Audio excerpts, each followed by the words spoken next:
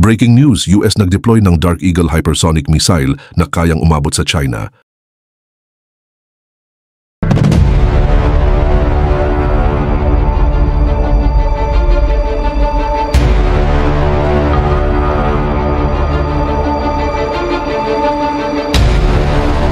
Isa na namang nakagugulat na hakbang ang ginawa ng Estados Unidos na gumulantang sa buong mundo. Sa unang pagkakataon kasi sa kasaysayan, inilunsad ng Amerika ang isa sa pinakanakakatakot na sandata sa arsenal nito, ang Dark Eagle Hypersonic Missile System. At ngayong nasa Australia na ito ay sinasabing pasok na ito sa strike range ng China. Ano nga ba ang ibig sabihin nito sa lumalalang tensyon sa Indo-Pacific? Bakit ganun na lang ka-aggressive ang hakbang na ginawa ng Amerika? At ang malaking tanong ay kung handa na ba ang Beijing sa bilis at lakas ng ganitong klase ng sandata. Pero bago ko simulan, ay hihingi lang sana ako ng isang like at subscribe. Malaking tulong na ito sa aming mga content creator. Salamat po. Kaka-deploy lang ng United States ng Dark Eagle hypersonic missiles sa Northern Territory ng Australia noong Agosto 2 ng kasalukuyang taon bilang bahagi ng Talisman Sabre 2025 multinational military exercise malapit sa teritoryo ng China. Ginawa nila ito habang patuloy na gumagawa ang China ng mga military base sa buong Pacific at patuloy na tinatakot ang mga kaalyado ng Amerika sa rehiyon. Sa test na ito, naging pinakabagong entry ang Dark Eagle sa listahan ng mga first na nangyari sa multinational exercise. Sa Talisman Sabre 2025, naganap ang unang live firing ng Australian M142 High Mobility Artillery Rocket System o HIMARS kasama ang paggamit ng Precision Strike Missile at ang unang live firing gamit ang US Typhoon Mid-Range Capability ayon sa ulat ng Eurasian Times. Ayon sa mga intelligence report ay kayang tamaan ng weapon system na ito ang mga target na nasa 2,700 kilometro ang layo sa loob lang ng ilang minuto. Ayon sa Stars and Stripes, malaking achievement ito para sa US Indo-Pacific Command at patunay na kaya ng Army na suportahan ang depensa ng Australia. Sabi ni Admiral Samuel Paparo, Commander ng US Indo-Pacific Command, ipinapakita nito na kaya nilang mag-deploy ng mabilis at mag-operate ng advanced capabilities para suportahan ang kanilang mga kaalyado at partners. Pero ano nga ba ang Dark Eagle hypersonic missile? Bueno, ang Dark Eagle ay mas mabilis pa sa Mach 5 at kayang butasin ang pinaka-advanced na defense systems ng China. Mahigit 40,000 na tropa mula sa 19 na bansa ang sumali para ipakita ang lakas ng mga allies laban sa pagpapalawak ng China. Ayon sa impormasyong inilabas ng Eurasian Times, ay matagal nang gumagawa ang China ng mga artificial island at military installations sa South China Sea. Paulit-ulit din nilang tinatakot ang Taiwan at pinipressure ang mga kaalyado ng Amerika sa rehiyon. Hindi pa nagbibigay ng public comment si Secretary of Defense Pete Hegseth tungkol sa specific na deployment na ito, pero ayon sa Pentagon, isa itong major milestone para sa Army. Agad namang nagprotesta ang mga opisyal ng China. Ayon kay Xinjiang mula sa Fuan University, isa itong pagpapakita ng military muscle. Nagbabala ang Beijing na pwede itong magsimula ng bagong arms race sa rehiyon. Pero ang ayaw ipaalam ng China ay matagal na ring mabilis umuusad ang sarili nilang hypersonic weapons program.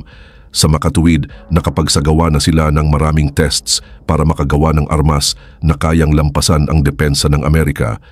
Pero binabago ng Dark Eagle ang equation na iyan. Ayon kay Colonel Wade German, commander ng ikatlong Multi-Domain Task Force, ipinapakita nito na kaya nilang magpakita ng lakas kahit saan sa Pacific. Pinuri naman ng Australian defense expert na si Mick Ryan mula sa Loy Institute ang kakayahan ng system. Sabi niya, mababa ang signature nito, kayang magpaputok tapos agad magtago ulit. Dumaan din sa technical delays ang weapon na ito. Originally, nakatakda itong i-deploy noong 2023 pero dahil sa battery faults at pre-flight issues, na-move ito sa 2025. Pero sa mga recent tests, naging successful ang mga strikes mula Hawaii papunta sa Marshall Islands. Ayon kay Professor Carrie Thayer mula sa University of New South Wales, may mas malaking ibig sabihin ito. Ipinapakita raw nito na handa ang Australia na magtaas ng defense spending bilang sagot sa military modernization ng China. Ang deployment sa Northern Territory ay naglalagay sa American hypersonic weapons sa posisyon na kayang abutin ang buong South China Sea. Kasama sa range nito ang mga military base, naval facilities at command centers ng China. Pero hindi lang ito tungkol sa isang weapon system.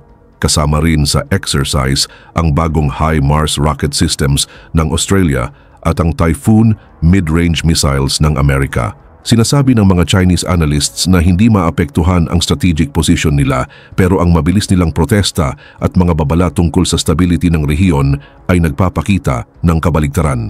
Ang mobility ng Dark Eagle ang nagpapadagdag sa pagiging delikado nito para sa plano ng China. Dahil truck-mounted ito, kaya nitong magpalipat-lipat ng lokasyon ng mabilis at halos imposibleng targetin ng maaga.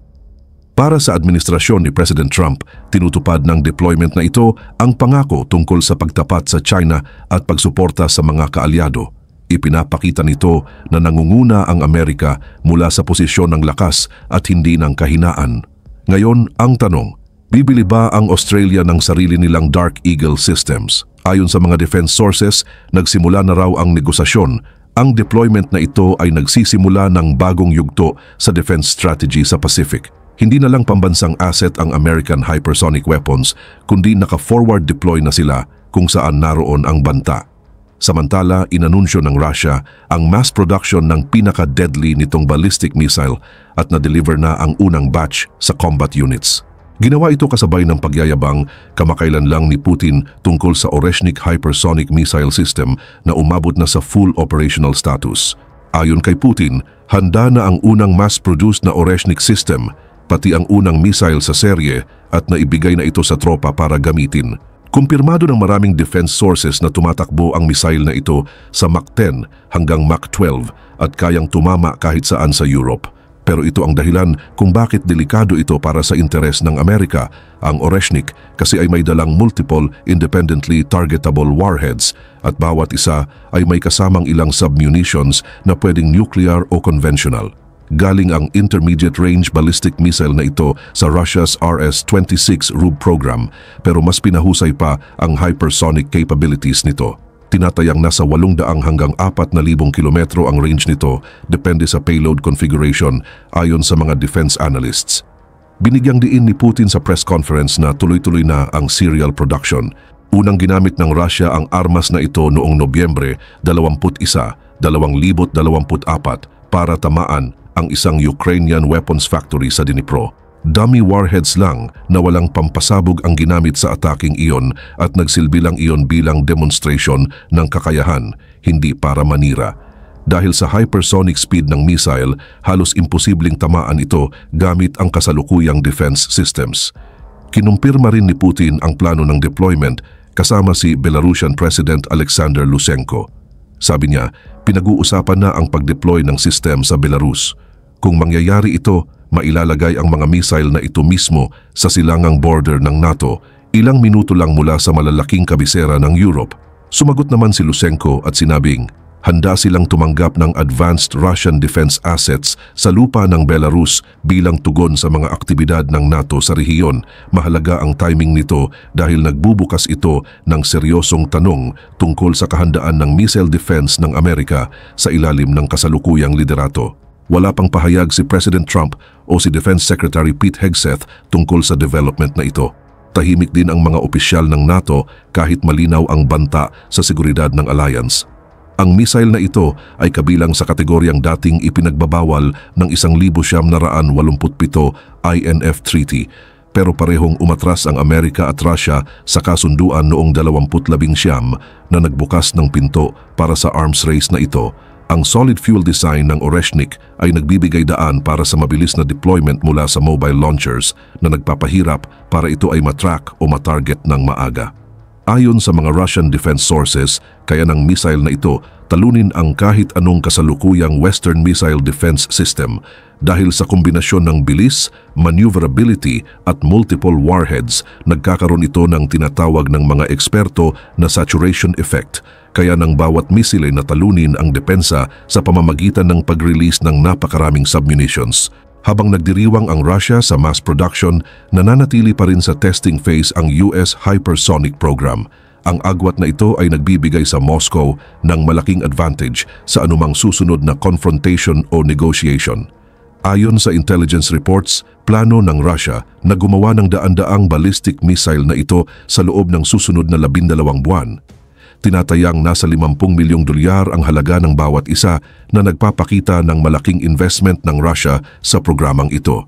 Pwede itong lagyan ng conventional o nuclear warheads na nagbibigay ng strategic ambiguity sa anumang deployment. Sa pribadong usapan, nag-aalala ang mga European defense ministers tungkol sa pagiging vulnerable nila sa mga ganitong armas. Hindi dinisenyo ang kasalukuyang missile defense systems para kontrahin ang hypersonic threats na tumatakbo ng 12 beses ang bilis ng tunog.